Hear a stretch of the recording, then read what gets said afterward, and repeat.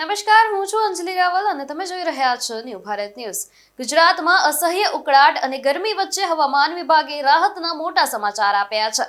આગામી 16 જુલાઈથી રાજ્યમાં ફરી એકવાર વરસાદી માહોલ સક્રિય થવાની આગાહી કરવામાં આવી છે.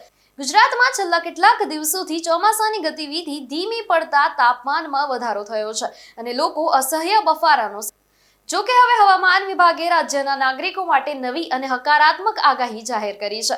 હવામાન વિભાગના જણાવ્યા અનુસાર આગામી 16 થી 20 જુલાઈ દરમિયાન રાજ્યના મોટાભાગના વિસ્તારોમાં વાતાવરણમાં મોટો પલટો આવશે. આ સમયગાળા દરમિયાન અમદાવાદ, ગાંધીનગર, રાજકોટ, ભાવનગર, સુરેન્દ્રનગર, અમરેલી, વડોદરા, સુરત, નવસારી અને વલસાડ સહિતના જિલ્લાઓમાં છૂટાછવાયા સ્થળોએ હળવોથી મધ્યમ વરસાદ પડવાની પૂરી શક્યતા છે. જ્યારે ચોમાસાનો વધુ એક મજબૂત અને વ્યાપક રાઉન્ડ 21 થી 24 જુલાઈ દરમિયાન જોવા મળી શકે છે.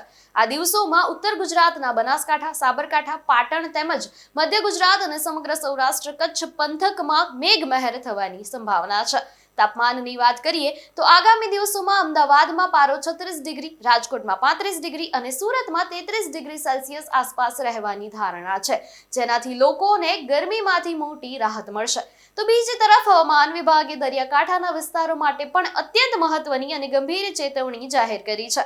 દરિયામાં સર્જાયેલા તીવ્ર દબાણના ફેરફારને કારણે આગામી 18 જુલાઈ સુધી જખૌ, ઓખા, વેરાવળ, દીવ, જાફરાબાદ અને દહેજ સહિતના બંદરો પર દક્ષિણ પશ્ચિમ દિશામાંથી 45 થી 55 કિલોમીટર અને અમુક સમયે 65 કિલોમીટર પ્રતિ કલાકની ઝડપે ભારે પવન ફૂંકાઈ શકે છે. આ સાથે જ ગીર સોમનાથ, જૂનાગઢ, કચ્છના દરિયામાં ઊંચા મોજા ઉછળવાની આશંકા હોવાથી માછીમારોને આગામી દિવસોમાં દરિયો ન ખેડવાની કડક સૂચના આપવામાં આવી છે.